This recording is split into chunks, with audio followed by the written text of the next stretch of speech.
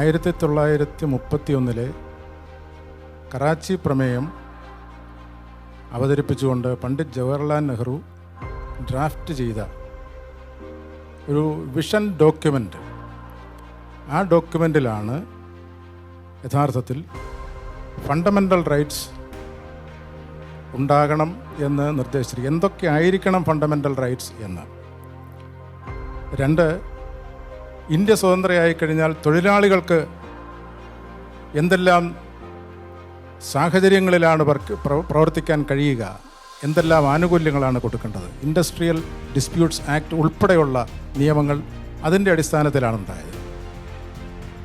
അതുപോലെ equality before law, ഇത്തരത്തിലുള്ള വളരെ വിശദമായ കാര്യങ്ങൾ ഈ കറാച്ചി പ്രമേയത്തിലെ പണ്ഡിറ്റ് ജവഹർലാൽ നെഹ്റു അന്ന് അവതരിപ്പിച്ച AICC പാസ്സാക്കിയ കാര്യങ്ങളാണ് പലതും ഭരണഘടനയിൽ ഇന്ന് ഉൾക്കൊള്ളിച്ചിരിക്കുന്നത് എന്ന ഒരു യാഥാർത്ഥ്യം അവശേഷിക്കുന്നു.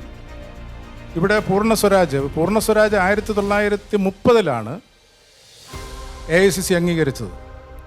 പക്ഷേ ഇവിടെ പ്രസക്തമായ മറ്റൊരു ചോദ്യമുണ്ട്. 1930 പൂർണ്ണ സ്വരാജ് എന്ന പ്രമേയം പാസ്സാക്കിയതിന് ശേഷം 31 കറാച്ചിയിൽ കൂടിയ AICC എന്തുകൊണ്ട് ഇങ്ങനൊരു വിഷൻ ഡോക്യുമെൻ്റ് ഭരണഘടനയുടെ പ്രസക്തമായ ഭാഗങ്ങൾ വരെ ഉൾക്കൊള്ളിച്ചുകൊണ്ട് ഓരോ വിഭാഗം ജനങ്ങൾക്കും എന്തെല്ലാം ആനുകൂല്യങ്ങളായിരിക്കണം ഒരു സ്വതന്ത്ര ഭാരതത്തിൽ ലഭിക്കേണ്ടത് എന്നതിനെ സംബന്ധിച്ച് ഒരു വിഷൻ ഡോക്യുമെൻ്റ് എന്തുകൊണ്ട് അവതരിപ്പിച്ചു? പ്രധാനമായും അന്ന് മുസ്ലിം ലീഗ് എന്ന് പറയുമ്പോൾ ജിന്ന നേതൃത്വം കൊടുത്ത മുസ്ലിം ലീഗ്, ആ മുസ്ലിം ലീഗ് വർഗീയതയുടെ അടിസ്ഥാനത്തിൽ ഇന്ത്യ വിഭജിക്കപ്പെടണം, ഒരു മുസ്ലിം മതരാഷ്ട്രം ഉണ്ടാകണം എന്ന് പ്രഖ്യാപിക്കുന്നു. അതൊരു പ്രത്യേകമായ ഒരു സാഹചര്യം സൃഷ്ടിക്കുന്നു. പൂർണ്ണ സ്വരാജ് എന്ന് മാത്രം പറഞ്ഞതുകൊണ്ടായില്ല, അതിനപ്പുറത്തെ കാര്യങ്ങൾ പോകണം. അതിനോടൊപ്പം ഭഗത് സിംഗ്, സുഖദേവ്, രാജ്ഗുരു തുടങ്ങിയ ധീരദേശാഭിമാനികളായ ആളുകളുടെ രക്തസാക്ഷിത്വം, കോൺഗ്രസിനകത്ത് തന്നെ പണ്ഡിറ്റ് ജവഹർലാൽ നെഹ്റു, സുഭാഷ് ചന്ദ്രബോസ് തുടങ്ങിയ ചെറുപ്പക്കാരുടെ ഒരു റാഡിക്കലൈസേഷൻ, ഇതെല്ലാം വന്നു കഴിഞ്ഞപ്പോഴേക്കും ഇന്ത്യൻ സ്വാതന്ത്ര്യ സമരത്തിൻ്റെ പ്രസക്തി തന്നെ ചോദ്യം ചെയ്യപ്പെട്ടേക്കാം എന്ന ഒരു സാഹചര്യം ഉണ്ടായപ്പോൾ ഇന്ത്യ എന്തായിരിക്കണം, എന്താണ് പൂർണ്ണ സ്വരാജ് എന്ന് വ്യാഖ്യാനിക്കേണ്ടത് അത്യന്താപേക്ഷിതമായി വന്നു. അതാണ് ആ വിഷൻ ഡോക്യുമെൻ്റ്. ഇന്ന് എൻ്റെ അഭിപ്രായത്തിൽ ആ ഒരു സാഹചര്യം മറ്റൊരർത്ഥത്തിൽ ഇന്ത്യയിൽ ഉണ്ടായിരിക്കുന്നു.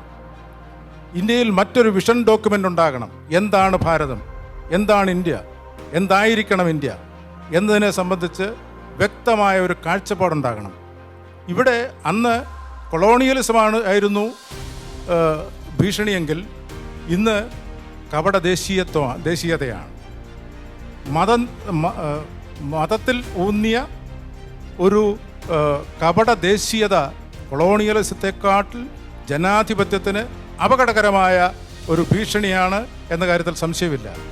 ആ ഭീഷണി ഒഴിവാക്കണമെങ്കിൽ എന്തായിരിക്കണം ഭാരതം എന്ന് പുതിയ തലമുറയെ ബോധ്യപ്പെടുത്തേണ്ടിയിരിക്കുന്നു, വിവിധ വിഭാഗം ജനങ്ങളെ ബോധ്യപ്പെടുത്തേണ്ടിയിരിക്കുന്നു. ആ ഒരു രണ്ടാം കറാച്ചി പ്രമേയത്തിൻ്റെ ഒരു ആവശ്യം ഇപ്പോൾ തീർച്ചയായും ഉണ്ടായിരിക്കുന്നു എന്നുള്ളതാണ് സത്യം.